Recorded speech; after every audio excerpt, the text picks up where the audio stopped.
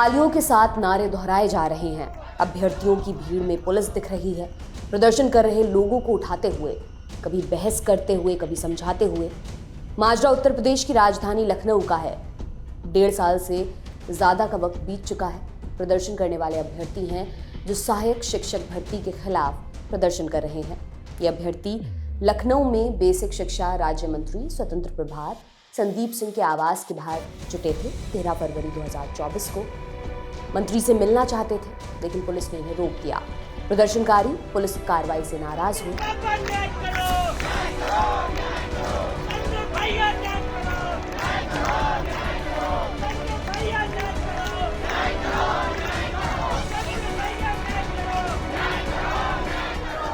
एक प्रदर्शनकारी ने बताया कि जो महिलाएं प्रदर्शन कर रही हैं उनके साथ मारपीट की जा रही है। बेटियों को मारा जा रहा है, उनके कपड़े फाड़े जा रहे हैं, उनके कपड़े खोले जा रहे हैं। ये यही समाज है जो हमारी माननीय योगी जी कहते बेटी बचाओ बेटी पढ़ाओ। यही सब होगा उनके राज्य में। राम राज की बात करते हैं, राम राज में ऐसा होता था। पुलिस और प्रदर्शनकारियों के बीच बात तनातनी तक पहुंची। प्रदर्शनकारियों की मांग थी कि उन्हें बेसिक शिक्षा राज्य मंत्री स्वतंत्र प्रभार संदीप सिंह से मिलने दिया जाए। पुलिस मना करती रही। पुलिस का कहना था कि संदीप सिंह उपलब्ध नहीं है। आप खुद सुनिए। हम लोगों की बात करवा दीजिए किसी से, वो अपने अधिकारी कह दें और खत्म हो जाए हमारी। क्या कह दें? कह दें भैया कि हमारे जाके विरोध भैया हमारे विरोध में 7 दिन पहले तुम लोग की मीटिंग कराई गई।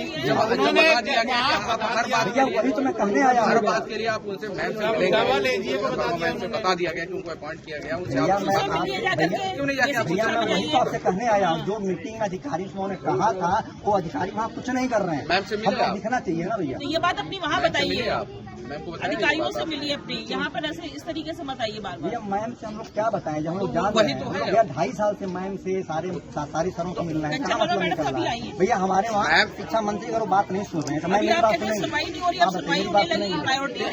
बताइए भैया। मैं वही तो कह रहा हूँ। आप भैया बार बार हम लोग वही पूछ रहे हैं। मैं बार बार जवाब दे रहा हूँ। भैया शिक्षा मंत्री कह दें अपने अधिकारियों से जो कल हियरिंग चली थी वहाँ पर जो इनके अधिकारी जवाब नहीं दे पाए, उल्टा जवाब दे रहे हैं, हमारे विरोध में जवाब दे रहे हैं। हमारे पॉजिटिव जवाब। ये कैसे कोई कह देगा भाई नियम विरुद्ध थोड़ी काम कर देंगे? वहाँ तो नियम विरुद्ध काम कर रहे हैं। मीडिया रिपोर्ट्स के मुताबिक इन अभ्यर्थियों ने 2019 में हुई 59,000 शिक्षा भर्ती का एग्जाम पास किया था। सरकार ने 1 जून 2020 को लिस्ट जारी की थी, जिसके बाद शिक्षक भर्ती में आरक्षण कोटे को लेकर कोर्ट में याचिका दायर की गई थी। लगभग 19,000 अभ्यर्थियों ने शिक्षक भर्ती में जारी कट ऑफ से 65% ज्यादा अंक प्राप्त किए थे। इसके बावजूद इन अभ्यर्थियों को सामान्य कैटेगरी में शामिल नहीं किया गया था। इन शिक्षकों की नियुक्ति प्रक्रिया आरक्षित कोटे में ही पूरी कर दी गई थी, जो कि आरक्षण के नियमों का उल्लंघन है। 13 मार्च 2023 को इलाहाबाद हाईकोर्ट की लखनऊ बेंच ने मामले को लेकर सुनवाई की। मेरिट लिस्ट फिर से जारी करने की बात कही। हाईकोर्ट ने माना कि शिक्षक भर्ती में आरक्षण कोटे को सही से लागू नहीं किया गया है। हाईकोर्ट ने यूपी सरकार को 3 महीने में लिस्ट फिर से जारी करने के निर्देश दिए थे।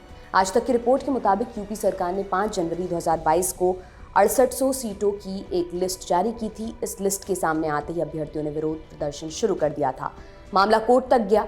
हाईकोर्ट ने आरक्षित वर्ग के अतिरिक्त 6800 अभ्यर्थियों की इस लिस्ट को भी खारिज कर दिया।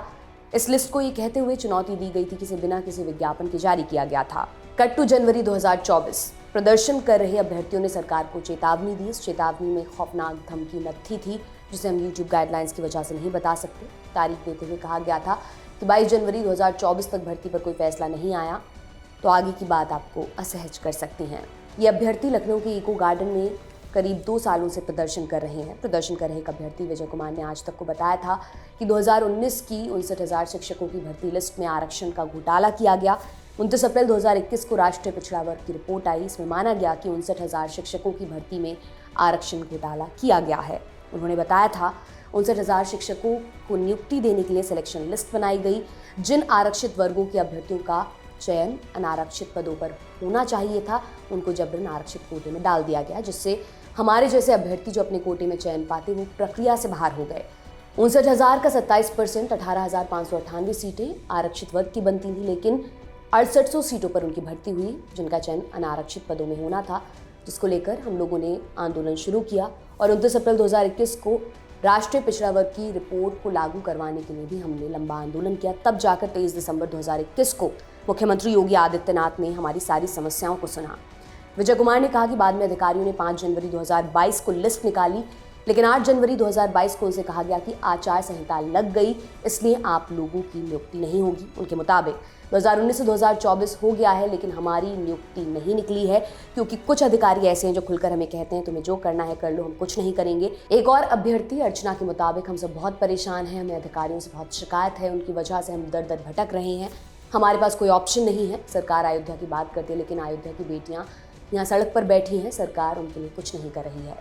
फिलहाल मामला हाईकोर्ट में है। न्याय की आस लिए अभ्यर्थी रोज प्रोटेस्ट कर रहे हैं, सवाल पूछ रहे हैं। मामले में जो भी अपडेट्स होंगे वो हम आप तक ज़रूर पहुंचाएंगे। आप कमेंट बॉक्स के जरिए कोई राय दे सकते हैं। मेरा नाम है दिव्यांशी सम्राव। देखते रहिए रंगरूट। शुक्रिया।